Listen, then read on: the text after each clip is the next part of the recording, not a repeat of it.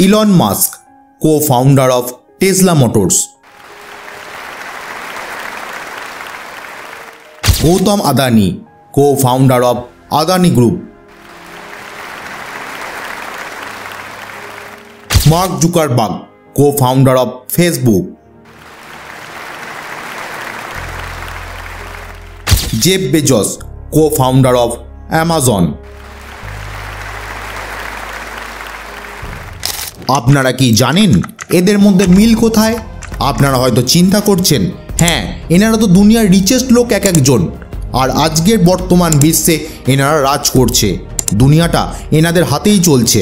Jeff Bezos won't just be the richest man in the world, but he'll also be one of the first civilians to fly on an unpiloted suborbital flight, making it to the edge of space. আর একটা বিষয় আছে যেটা এদের মধ্যে খুব সাধারণ, এনারা প্রত্যেকে এমন একটা ট্র্যাপ থেকে নিজেদেরকে বাঁচাতে পেরেছে, তার জন্য আজকে এনারা সাকসেসফুল। আর সেই ট্র্যাপেতে বাকি সবাই জড়িয়ে থেকে তারা নিজেরা নিজেদেরকে নিয়ে গর্ববোধ করে। ये मत कहिए कि बच्चा भटक गया है, ये बताइए आपने उसे सबसे पहले सही रास्ता बताया ही कब था? सही रास्ता हो, उससे वो विमुख हो तो हम बात करें। उसके कोई रास्ता ही नहीं है, उसको ऐसे ही छोड़ देते हैं माँ बाप, वो इधर उधर कहीं भी निकल जाता है, फिर कहते हो बहक गया। बहक क्या गया? तुम किसी को पैदा करके ऐसे ही दुनिया के मैदान में छोड़ देते हो, उसको जो रास्ता मिला वो बेचारा ले लेता है। पर प्रॉब्लम ये है कि हमारा एजुकेशन सिस्टम उस एस्पिरेशन को भी मारना चाहता है। कैसे मारना चाहता है? मैं राज को ज्योग्राफी पढ़ाना चाहती हूँ, राज को कोई इंटरेस्ट नहीं है ज्योग्राफी में। क्यों पढ़नी है सबको ज्योग्राफी? क्यों पढ़नी है सबको इंग्लिश? तो ये चॉइस क्यों नहीं है?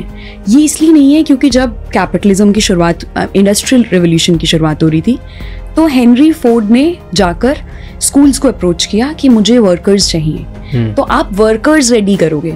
Schools kill creativity. আর অন্যদিকে তুমি কোনো কলেজের স্টুডেন্ট, সেখানে তুমি পড়ছো, ঠিক করে কলেজের সময় মতন অ্যাসাইনমেন্ট করছো, 80% অ্যাটেন্ডেন্স বজায় রাখছো, না চাইতো বইয়ের পড়াগুলো মনে করছো, আর সমস্ত নিয়মকানুন মেনে চলছো। এই আশা নিয়ে যখন তুমি কলেজ থেকে বেরোবে, তখন তোমার কাছে স্রেফ একটা গ্র্যাজুয়েশন ডিগ্রি হবে, তুমি খুব ভালো একটা চাকরি পাবে, তারপর বাবা মায়ের জন্য খুব বড় একটা বাড়ি করবে, একটা দামি গাড়ি কিনবে, বিয়ে থা করবে, বাচ্চাকে একটা বড় স্কুলে ভর্তি করবে, আর প্রচুর টাকা কামাবে। কিন্তু বাস্তবটা কি সেটা জানো? আমিও একটা সময় ভেবেছি এই রকম, কিন্তু আমার এই ভুল ভাঙার পর আজ দেখো আমি এই বিষয় তোমাদের জন্য ভিডিও বানাচ্ছি। सबसे ज़्यादा नौकरी वो तो है नहीं, मतलब आप देख लीजिए कि हम इधर अगर 5 जन हैं तो हम 4 जन इसमें से ग्रेजुएशन के हैं, एक मास्टर्स के हैं, तो हम लोगों को कोई सिक्योरिटी है नहीं कि इसके बाद क्या होगा, हम क्या करेंगे। तब अगर हम इधर 3 साल 5 साल पढ़ रहे हैं, उसके बाद हम मतलब, और इधर जो सरकारी नौकरी है जो प्राइमरी का हाई स्कूल का, वो इसके लिए तो कोई चांस है ही नहीं, 10 साल से बंद होकर पड़ा है।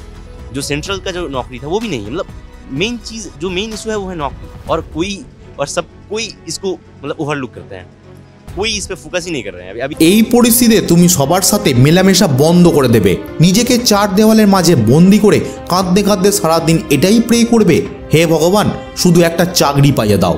ধীরে ধীরে তোমার নিজস্ব সত্তা, নিজের প্রতি বিশ্বাস কমতে থাকবে।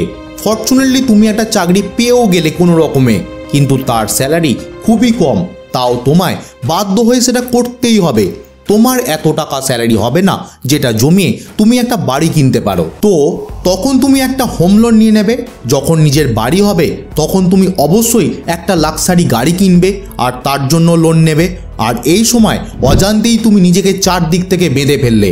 আর সব সময় একটা ভয়তেই থাকতে হবে যেন কোনোভাবেই তোমায় জব থেকে যেন না বার করে দেওয়া হয়, তাহলে ঘরের খরচা কিভাবে সামলাবো?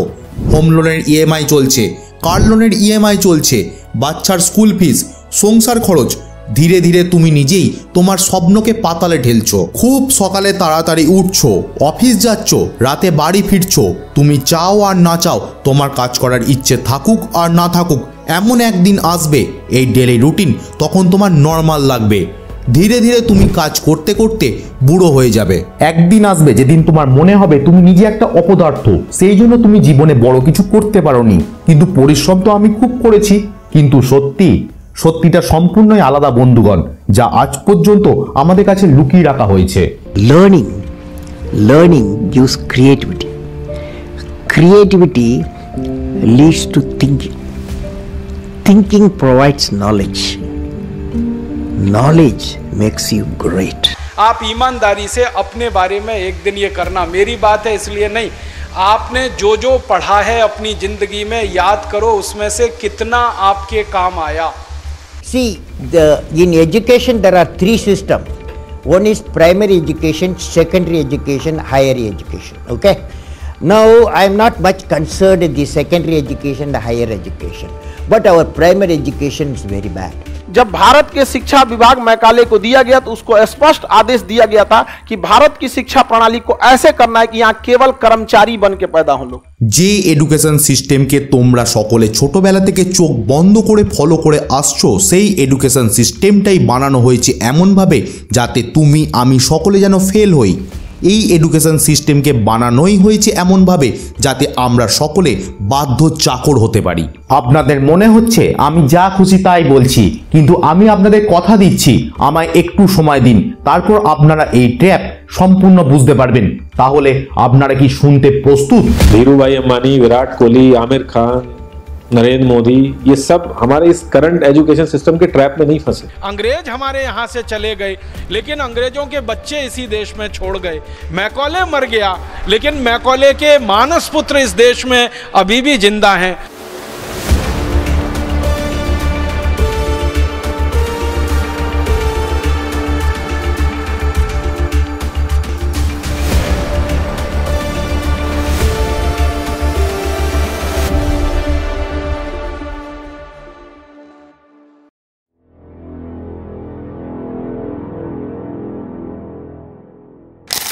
1806 সালে নেপোলিয়ান যোদ্ধা এবং পার্সিয়ানদের মধ্যে এক যুদ্ধ হয়, আর এই যুদ্ধে পার্সিয়ানরা সর্বসেরা যোদ্ধা হওয়া সত্ত্বেও হেরে যায়। পার্সিয়ান লিডাররা এটা বুঝতে পারছিল না এত ভালো তাদের যোদ্ধা থাকা সত্ত্বেও তারা হেরে যায় কিভাবে। অনেক চিন্তা করার পর লিডাররা বুঝতে পারেন ওনাদের যোদ্ধারা শক্তিশালী ছিল, কিন্তু যুদ্ধ চলাকালীন তারা তাদের উচ্চতর কর্মকর্তাদের কথা না শুনে তারা তাদের নিজেদের দক্ষতাকে প্রকাশ করছিল আর নিজেদের বুদ্ধিকে কাজে লাগাচ্ছিল। যখন নেপোলিয়ান আর্মি শুধুমাত্র তারা তাদের বসের অর্ডার ফলো করছিল, এই হারের জন্য ফলাফল কি হয়? পার্সিয়ানদের অর্ধেক রাজত্ব নেপোলিয়ানদের হাতে তুলে দিতে হয় আর তার সাথে এক শান্তির পত্রে স্বাক্ষর করতে হয়। আর তখন থেকেই পার্সিয়ান লিডারদের সামনে একটা বড় চ্যালেঞ্জ এসে উপস্থিত হয়, ভবিষ্যতে এই রকম যেন আর না হয়। কিন্তু প্রশ্ন, তারা এটা বাস্তবিক রূপ দেবেন কিভাবে? তারা অনেক মাথা লাগানোর পরে তাদের মাথায় হঠাৎ এক আইডিয়া এলো। তখন তারা এক সিস্টেম তৈরি করার কাজে লেগে পড়ে। কি সিস্টেম? এমন এক সিস্টেম যে সিস্টেমে সোলজারকে যা ইনস্ট্রাকশন দেওয়া হবে তারা যেন তাই করে। আর এটা করানোর জন্য সব থেকে সঠিক রাস্তা কি? তাদের ব্রেনকে কন্ট্রোল করা। যে ব্রেন নিজে চিন্তা করার মতন ক্ষমতা না থাকে, সে যেন জানতেই না পারে কোনটা ঠিক আর কোনটা ভুল। সুতরাং তাকে যা বোঝানো হবে সে যেন সেটাই ঠিক মনে করে।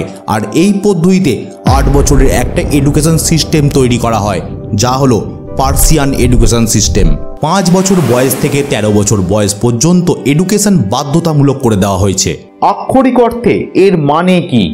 Eradicating the free will of an entire generation and turning you into a mindless, obedient worker.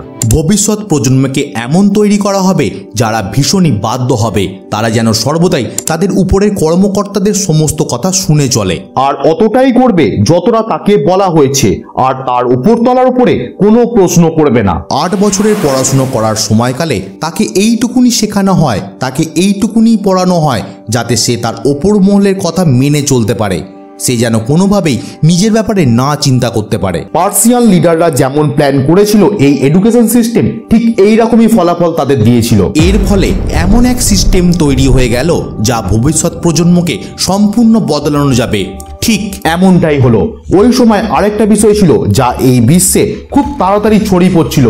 চিন্তা করুন তো কি হতে পারে। 1760 সাল থেকে 1840 সাল পর্যন্ত শিল্পে এক যুগান্তকারী পরিবর্তন লক্ষ্য করা গেছিল। বিশ্ব অর্থনীতি খুব দ্রুত বেড়ে চলছিল। এর আগে পর্যন্ত মানুষজন চাষবাস এবং নিজের হাতে পণ্য তৈরি করে অর্থ উপার্জন করত, কিন্তু এবার বিশ্বে মেশিন প্রভাব বিস্তার করতে শুরু করলো। যতটা পণ্য একজন মানুষ গোটা মাসে তৈরি করতে সক্ষম নয়, সেখানে একটা মেশিন তার চেয়ে অনেক বেশি পণ্য একদিনে বানিয়ে দিচ্ছিল। কিন্তু সেখানে একটা সমস্যা ছিল। সমস্যাটা কি ছিল জানেন? কারখানায় প্রয়োজনের তুলনায় অনেক কম শ্রমিক ছিল।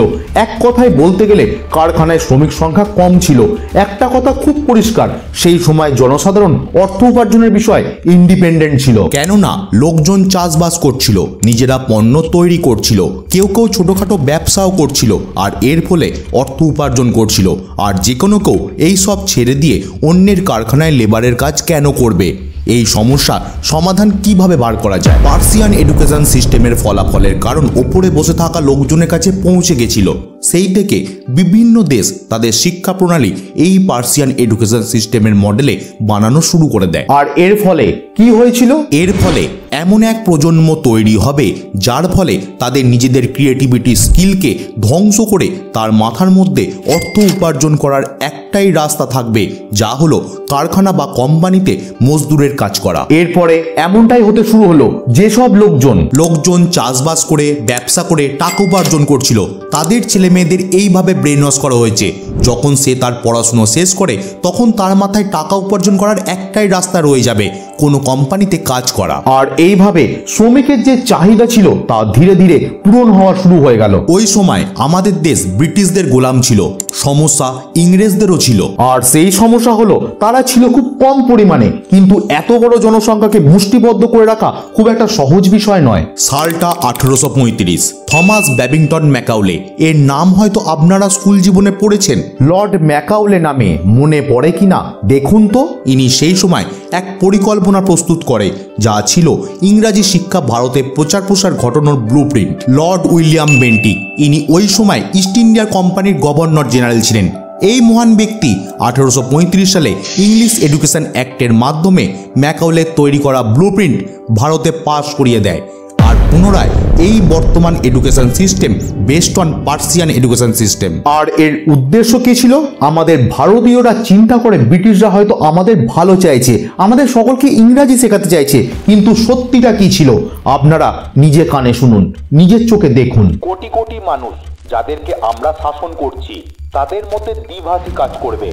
এক শ্রেণী আমাদের গড়ে তুলতে হবে যারা ভারতীয় রক্ত এবং বর্ণে, কিন্তু ইংরাজি তার রুচিতে, নৈতিকতা, মতামত এবং বুদ্ধিতে। ধীরে ধীরে হলো ইংরেজ তাদের এই উদ্দেশ্য শেষ পরিণাম পর্যন্ত পৌঁছে দিয়েছিল। অফিসের ক্লার্ক থেকে শুরু করে আর্মিতে সেনা পর্যন্ত সব জায়গাতেই ভারতীয়রা কাজ করছিল। ব্রিটিশরা এতটাই দুরন্দর, তারা ভারতীয়দেরকে দিয়েই ভারতীয়দের দাস বানিয়ে রেখেছিল। আর ভারতীয়দের এমনভাবে ব্রেন ওয়াশ করা হয়েছিল যার ফলে ভারতীয়রা ব্রিটিশদের বাধ্য হয়ে নিয়মকানুন মেনে চলাটাই তাদের কাছে যেন ডিউটি হয়ে যায়। আপনারা হয়তো ভাবছেন, বাহ, ব্রিটিশরা কি সুন্দর বুদ্ধি লাগিয়েছে, আর এখন তো 77 সাল হয়ে গেছে স্বাধীনতার, এখন সবকিছু ভালো হচ্ছে। যদি আপনারা এমন কিছু চিন্তা করেন তবে কিছু সময় পরেই আপনার এই বিষয়ের উপরে হাসি পাবে।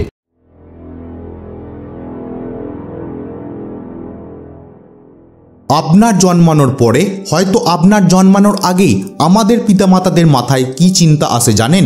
আমি আমার বাচ্চাকে এক বড় স্কুলে পড়াবো। আজ আমাদের দেশে স্কুল কলেজের এডুকেশন কোয়ালিটি কমে গিয়ে স্ট্যাটাস মেনটেন করাটাই বিষয় হয়ে দাঁড়িয়েছে। আমার ছেলে বড় স্কুলে পড়ে, আমার ছেলে ওই কলেজেতে পড়ে। আপনি এরমভাবে বলা শুরু করলেই আমাদের পেরেন্টস গর্বের সাথে তার বাচ্চাকে একটা বড় স্কুলে ভর্তি করিয়ে দেবে এবং তারপর রিল্যাক্স হয়ে যাবে। আমি তো আমার বাচ্চাকে বড় স্কুলে অ্যাডমিশন করিয়ে দিয়েছি, এখন তারাই আমার বাচ্চার ভবিষ্যৎ তৈরি করে দেবে। আমি শুধু সময় মতন ফিস দিয়ে যাব। এখন এবার স্কুল যাচ্ছ কৌতূহলী, তরতাজা এবং উদ্ভাবক মাথা নিয়ে। এই এমন এক মাইন্ড যার মধ্যে সীমানা নেই কিছু। এমন এক মাইন্ডের সাথে যদি সঠিকভাবে ট্রেন করা যায় তাহলে সে অনেক কিছু করতে পারবে। কিন্তু যেই তুমি স্কুলেতে যাবে তোমায় কিছু সাবজেক্টের কম্বিনেশনের এক সিলেবাস দিয়ে দেওয়া হবে, সেই থেকে ওইগুলোই তোমার দুনিয়া হয়ে যাবে। তুমি সকাল থেকে রাত পর্যন্ত ওই বিষয়গুলোই নিয়ে ভাববে, ওই বিষয়গুলি নিয়ে চিন্তা করবে। তাছাড়া যদি তুমি অন্য কোনো বিষয়ে পড়ো তাহলে তোমার নম্বরে তার প্রভাব পড়বে এবং এরপরে তোমার কপালে মারধর জুটবে। কিন্তু কোনোদিন আমাদের বাবা মায়েরা এই প্রশ্ন করেছে, এই স্কুল কলেজ কোচিং ক্লাসগুলো আমাদের বাচ্চাদের কি শেখাচ্ছে? সত্যি কি আমাদের বাচ্চাদের ভবিষ্যৎ উজ্জ্বল হচ্ছে? সত্যি কি আমাদের বাচ্চাদের যা পড়ানো হচ্ছে তা কি ওদের পছন্দ? না, কেননা ওদের মনে হয় আমাদের বাচ্চাদের ভবিষ্যৎ বানানো হচ্ছে, আমাদের বাচ্চাদের মানুষের মতন মানুষ করছে, আমাদের বাচ্চাকে সমাজের জন্য যোগ্য মানুষ করে তুলছে। কিন্তু আপনারা একটু ঠান্ডা মাথায় চিন্তা করুন, আপনারা বুঝতে পারবেন এই স্কুল ও কলেজের সময়কালে আপনাকে এমন একজন তৈরি করার প্রক্রিয়া চলছে যার মাধ্যমে আপনি স্কুল কলেজ পাস আউট হওয়ার পরেই আপনার মনে হয় যেন কোনো রকমে একটা চাকরি যেন পেয়ে যায়, আর একটু অন্যভাবে বললে কেউ যেন আমাদের কাজে রেখে দেয়।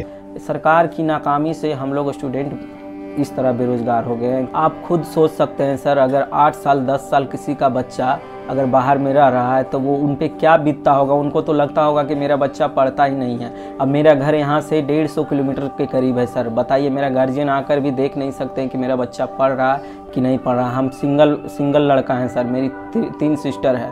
उन लोग का भी शादी करने का मेरे पे ही अथी है, भरोसा है गार्जियन का कि ये लड़का सेटल होगा तब शादी ब्याह करेगा, फैमिली अच्छा से रहेंगे। मेरे पिताजी सब गार्जियन भरोसा मेरे पे कर रहे हैं सर।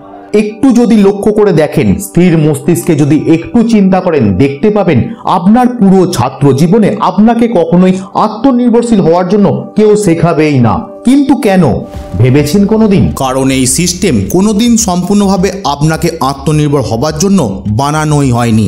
এই সিস্টেমের সম্পূর্ণ লক্ষ্য শিল্পে কম টাকায় দক্ষ শ্রমিক সরবরাহ করা। সম্পূর্ণ এই সিস্টেম এমন এক দলগত মানুষকে তৈরি করছে যাতে আপনি আপনার বসের অর্ডার ফলো করতে পারেন, আপনি আপনার উচ্চতর কর্মকর্তাকে সম্মান করতে পারেন, মাসের পর মাস বছরের পর বছর দিনরাত কাজ করতে পারেন শুধুমাত্র একটা আশাতেই যেন মাসের শেষে মাইনেটা পাই, তাতে যে কাজ করছেন তা আপনার পছন্দ হোক বা না হোক। लोग अपनी 25% से ज्यादा जिंदगी इस करंट एजुकेशन सिस्टम में लगा देते हैं ताकि अपने से कम पढ़े लिखे आदमी की कंपनी में जाके उसके सपने पूरे कर सकें। কেউ চায় না আপনি আত্মনির্ভর হন, কেউ চায় না আপনি কোটিপতি হন। কেউ কেনই বা চাইবে আপনি কোটিপতি হন, আপনি আত্মনির্ভর হন? এতে তাদের কি কোনো সুবিধা হবে? আপনি যদি আত্মনির্ভর হয়ে যান তাহলে আপনি তো তাদের কোনো নির্দেশ মানতেই চাইবেন না। তারা তো তখন তাদের কথা মতো আপনাকে ওঠাতে বসাতে পারবে না। তখন তো আপনি প্রত্যেক বিষয়ে প্রশ্ন করবেন, অন্যায়ের বিরুদ্ধে আওয়াজ তুলবেন। আপনি আপনার পুরো জীবনে কখনোই এই ট্র্যাপগুলি বুঝতেই পারেননি। কারণ কি, আপনি যখন এই ট্র্যাপের মধ্যে প্রবেশ করেছেন তখন আপনার মধ্যে সেই বিষয়গুলি বোঝার মতন ক্ষমতাই ছিল না। কিছু চিন্তা করতে পারবেন, কিছু বুঝতে পারবেন, যখন আপনি সেগুলো বোঝার মতন বয়সে পৌঁছবেন তখন অনেক দেরি হয়ে গেছে। শেষ 20-22 বছর ধরে এই সিস্টেমকে ফলো করতে করতে আপনার এই সিস্টেমের মতোই ব্রেন ওয়াশ হয়ে যাবে। তখন আপনার এই সিস্টেমটাই ঠিক মনে হবে। আপনি এমন এক বয়সে গিয়ে এই সব বুঝতে পারবেন, তখন সেই বয়সে আপনার ওপরে অনেক দায়িত্ব এসে জড়ো হয়েছে, আর আপনি চাইলেও এই ট্র্যাপ থেকে আর বেরোতে পারবেন না। কেননা আপনাকে কোনো না কোনোভাবে পয়সা উপার্জন করতেই হবে। শেষ 20 বছরে আপনি যতই পরিশ্রম করেছেন তাতে লাখ টাকা আপনি স্কুলকে দিয়েছেন, লাখ টাকা আপনি কলেজকে দিয়েছেন, লাখ টাকা আপনি টিউশন ফিস ভরেছেন। এই সবের বদলে আপনি কোনো রকমে মাসে 30 থেকে 40 হাজার টাকার চাকরিতে দৌড়ানো শুরু করেন। এর রেশিওটা কি আপনার জানা আছে? The ILO says about 65% of the youth in India are jobless. 65%. How did this happen? আজ আমাদের দেশে 42% গ্র্যাজুয়েটস যাদের গড় বয়স 25-এর নিচে, তারা এখনো বেকার। আর আমাদের পশ্চিমবঙ্গের অবস্থা নিজের চোখেই দেখুন। বাংলায় 7 বছরে 30 লাখ মানুষ কর্মহীন হয়েছেন, যেখানে সেখানে মহারাষ্ট্রে 24 লাখ মানুষ অসংগঠিত ক্ষেত্রে কাজে যোগ দিয়েছেন। আর চাকরি যদি পেয়েও যায় তাহলে অবাক হবেন, আমাদের দেশের একজন ইঞ্জিনিয়ারের এভারেজ স্যালারি যত তার থেকে 10 গুণ বেশি আমেরিকাতে ট্রাক ড্রাইভার কামায়। तो मतलब अगर पैसे वाइज देखें तो आप महीने में as a truck driver America में कितना कमाते हो? $7,000 पर मंथ। কিন্তু এই সব কিছুর সমাধান কি? আমরা কি স্কুল যাওয়া বন্ধ করে দেবো? আমরা কলেজ যাওয়া ছেড়ে দেবো? কোটি কোটি ছেলে মেয়েরা রোজ স্কুল যাচ্ছে, কলেজ যাচ্ছে। আমি কি বলবো, এরা সবাই ভুল করছে। ওহো, আপনারা তো এখনো বুঝতেই পারেননি। চলুন আপনাদের আমি স্পষ্ট করে দিচ্ছি।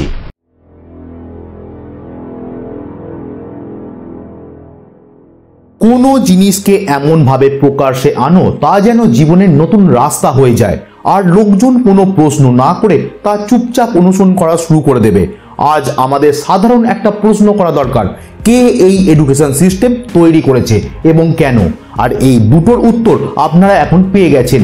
যে সময় এই সিস্টেম তৈরি করা হয়েছিল সেই সময় এই বিশ্বে কোটিপতির থেকেও শ্রমিক বেশি মূল্যবান ছিল, কিন্তু আজ এখনকার পরিস্থিতি কি?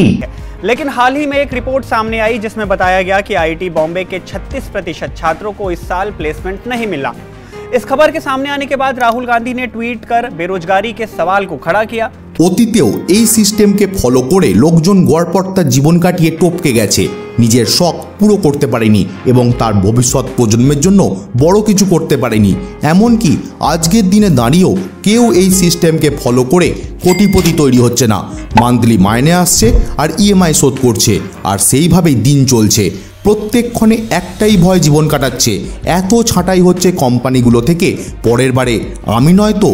আর এই ভয়ের জন্যই নিজের আত্মসম্মান বোধকে ধুলোয় মিশিয়ে দিয়ে শুধু বসের অর্ডারকে ফলো করে যাচ্ছে আর চুপচাপ কাজ করে যাচ্ছে, তাতে কাজ পছন্দ হোক বা না হোক। আমাদের সামনে দুটি রাস্তা আছে, আমরা বাস্তবকে মেনে না নিয়ে এই পুরনো ট্র্যাপেতে জড়িয়ে থাকি এবং আমাদের বাচ্চাদেরও এই একই ট্র্যাপেতে ঠেলে দিই। আর দ্বিতীয় রাস্তা হলো আমরা আমাদের রাস্তা নিজেরাই বানাই, আমরা নিজেরাই খুঁজে বার করি কি কি করা যেতে পারে, কি কি উপায় রয়েছে সঠিক পথে যেখানে আমাদের পছন্দের মতন উপার্জন করতে পারি। এখন আমাদের কলেজ গ্র্যাজুয়েশন ডিগ্রির প্রয়োজন নেই, যার শেষ পরিণতি শুধুই একটা চাকরি পাবে।